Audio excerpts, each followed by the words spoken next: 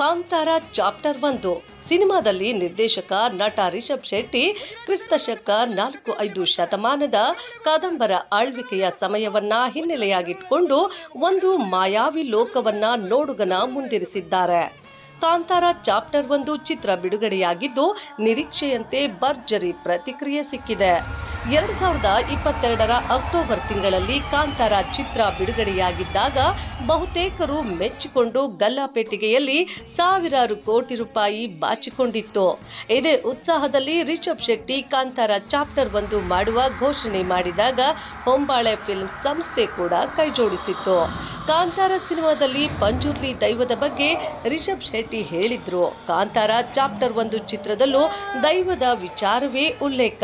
ಇಲ್ಲಿ ಹಲವು ದೈವಗಳ ಅವತಾರವನ್ನ ತೋರಿಸಲಾಗಿದ್ದು, ಬಂಗಾರಪೇಟೆ ಪಟ್ಟಣದ ವಿಜಯ ಚಿತ್ರಮಂದಿರದಲ್ಲಿ ಸಿನಿಮಾ ನೋಡಿ ಬಂದ ಪ್ರೇಕ್ಷಕರು ತಮ್ಮ ಅಭಿಪ್ರಾಯಗಳನ್ನ ಮಾಧ್ಯಮಗಳ ಮುಂದೆ ಹಂಚಿಕೊಂಡದ್ದು ಹೀಗೆ.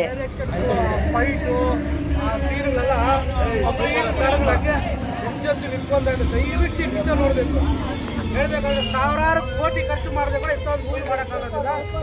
ಇವಾಗಲೂ ಒಂದೊಂದು ಸಲ 10 ಸಲ ನೋಡ್ಬೇಕು ಮೂವಿ. ನರಗಳ ಒಂದೊಂದು ಎಳ್ಸ್ಕೊಂಡು ನಿಂತ್ಕೊಂತ ಇದೆ. ನಿಜವಾಗ್ಲೂ ಪಿಕ್ಚರ್ ನೋಡೋದಲ್ಲ ತುಂಬ ಅಂತ ಇದೆ. ಇನ್ನೊಂದ್ಸತಿ ನೋಡ್ಬೇಕು ಅಂತ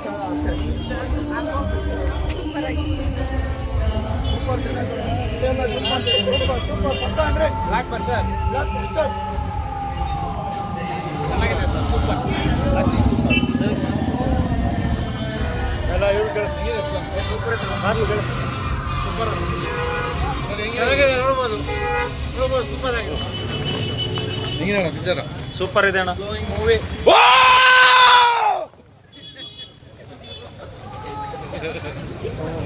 ಕೇಳಪ್ಪ ಹೆಂಗಿದೆ ಅಣ್ಣ ಪಿಕ್ಚರ್? ಚೆನ್ನಾಗಿದೆ ಬ್ರೋ, ಸೂಪರ್ ಆಗಿದೆ ಅಣ್ಣ.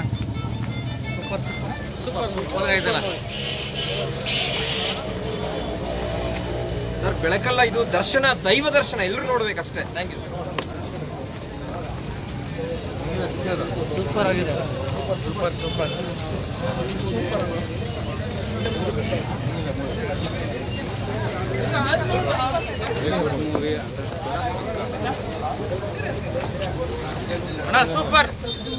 ಅಣ್ಣ ಸೂಪರ್ ಸೂಪರ್ ಆಗೈತೆ ಅಣ್ಣ. ಸೂಪರ್ ಆಗೈತೆ. ಸೂಪರ್ ಮೂವಿ ನೋಡಲೇಬೇಕು. Super movie. ಸೂಪರ್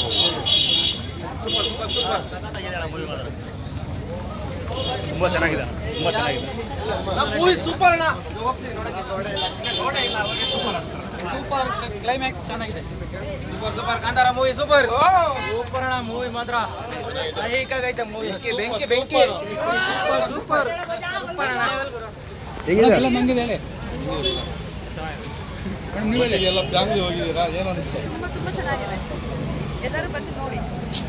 ಮೇಡಮ್ ನೀವು ಹೇಳಿ. Worth watching. Outstanding movie. Super ಆಗಿದೆ. ಅದು ಹೆಂಗಿದೆ movie? First class sir. Beautiful. ದೇವ್ರು ಬಂದಂಗಿತ್ತು, ಬ್ರಹ್ಮಾಂಡವಾಗಿತ್ತು. ದೇವಸ್ಥಾನದಾಗ ದೂರದಂಗಿತ್ತು ನಾವು. ಮತ್ತು ಇವರೆಲ್ಲ ಬಂಗಾರಪೇಟೆ ಅವರು ಸಿನಿಮಾದಲ್ಲಿ ಆಕ್ಟ್ ಮಾಡಿದ್ದಾರೆ. ಕೆಲವೊಂದು ದೃಶ್ಯಗಳು ಕಾಣಿಸ್ಕೊಟ್ಟಿರೋದು ನಮಗೆಲ್ಲ ತುಂಬ ಖುಷಿ. All the best sir. Best movie ಆಗುತ್ತೆ. ಚೆನ್ನಾಗಿ ಕನ್ನಡ ಅಭಿಮಾನಿಗಳು ದಯವಿಟ್ಟು ಎಲ್ಲ ಬಂದು ಎಲ್ಲರೂ ನೋಡಲೇಬೇಕು. ಕನ್ನಡ ಬಂದು ನೋಡ್ಬೇಕು ಅಂತ ಹೇಳಿ 100 ಡೇಸ್ ಪಕ್ಕ. ಈ ಮೂವಿ ಅಂತೂ 100 ಡೇಸ್ ಪಕ್ಕ ನಮ್ಮ ಬಂಗಾರಪೇಟೆ ಜನತೆ ನೋಡಬೇಕು. ನಾನು ನಮ್ಮ ಬಾಮೈದ ಇಬ್ಬರು ಈ ಮೂವಿಯಲ್ಲಿ ನಟಿಸಿದ್ದೇವೆ. ಮತ್ತು ನಿರಂಜನ್ ಅವರು, ಜಗದೀಶು ಇವರೇ ನಿರಂಜನ್ ಅವರು, ಇವರು ನಟನೆ ಮಾಡಿದ್ದಾರೆ. ಕನ್ನಡದಲ್ಲಿ ಎಲ್ಲ ರೆಕಾರ್ಡ್ಸನ್ನು ಬ್ರೇಕ್ ಮಾಡೋಂಥ ಮೂವಿ. ಟಾಲಿವುಡ್ಡು, ಬಾಲಿವುಡ್ಡು ಯಾವುಡ್ಡು ಇಲ್ಲ. ಇನ್ನೇನಿದ್ರೇನು ಕನ್ನಡ ಸ್ಯಾಂಡಲ್ವುಡ್ಡು. 200 crores ಪಕ್ಕ. ಮೂವಿನಲ್ಲಿ ನಾನು ಕೂಡ ಆ್ಯಕ್ಟ್ ಮಾಡಿದ್ದು. ನಾನು ಅಂದ್ಕೊಂಡಿರೋ ಎಕ್ಸ್ಪೆಕ್ಟೇಷನ್ಸ್ಗಿಂತಲೂ 100ರಷ್ಟು ಜಾಸ್ತಿ ಇದೆ. ನನಗೆ ನಿಜವಾಗ್ಲೂ ಮಾತಾಡೋಕ್ಕಾಗ್ತಾ, ನನಗೆ ಏನು ಮಾತಾಡ್ಬೇಕಂತ ಗೊತ್ತಾಗ್ತಿಲ್ಲ. ಫುಲ್ಲು ಆ ಮೂವಿ ನೋಡ್ಕೊ ಬಂದ್ಬಿಟ್ಟು ನನಗೆ ಒಂಥರ ಹೇಳೋಕ್ಕಾಗೋದಿಲ್ಲ. ಸೂಪರ್ ಚೆನ್ನಾಗಿ ಸರ್. ಎಲ್ಲ ಜುಮ್ ಅಂತಿದೆ. ಸೂಪರ್ ಪಕ್ಕ 100. ಬ್ಲಾಕ್ ಬಸ್ಟರ್ ಚೆನ್ನಾಗಿದೆ sir. Super acting. Super direction. Super ಐತಣ್ಣ. ಸೂಪರ್ ಅಣ್ಣ. ಚೆನ್ನಾಗಿದೆ. ನೋಡ್ಬೋದು. ಸೂಪರ್ ಆಗಿದೆ. ಒಂದು ಶೂಟಿಂಗ್ ಟೈಮ್ನಲ್ಲಿ ನೋಡಿದಂಥ ಒಂದು ಸೀನ್ಗಳು ನಾನು ಅಂದ್ಕೊಂಡಿದ್ದೆ ಈ ಥರ ಬರ್ಬೋದು ಅಂತ. ಆದರೆ ನಾನು ಅಂದ್ಕೊಂಡಿರೋದಕ್ಕಿಂತಲೂ ತುಂಬ ಎಕ್ಸ್ಪೆಕ್ಟೇಷನ್ ಜಾಸ್ತಿ ಇದೆ.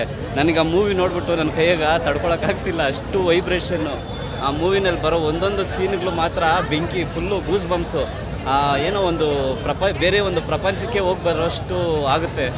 ಅದರಲ್ಲಿ ನಾವು ಇಕ್ಕಿರೋ ಕೆಲವೊಂದು ಟ್ವಿಸ್ಟ್ಗಳು, ಕೆಲವೊಂದು ಕ್ಲೈಮ್ಯಾಕ್ಸ್ ಮಾತ್ರ ಬೆಂಕಿಯಾಗಿವೆ. ದೈವಾರಾಧನೆಗೆ ಬಂದು ಈ ಮೂವಿ ಬಂದು 100% 100 ಡೇಸ್ ಪಕ್ಕ ಹೊಡೆಯುತ್ತೆ, ಅದರಲ್ಲಿ ಯಾವುದೇ ಅನುಮಾನ ಇಲ್ಲ. ನಮಗೆ ಅವಕಾಶ ಮಾಡಿಕೊಟ್ಟಂಥ ರಿಷಬ್ ಶೆಟ್ಟಿ ಸರ್ ಟೀಮ್ಗೆ ಎಲ್ಲರಿಗೂ ನಾನು ವಂದನೆಗಳನ್ನು ತಿಳಿಸುತ್ತೇನೆ.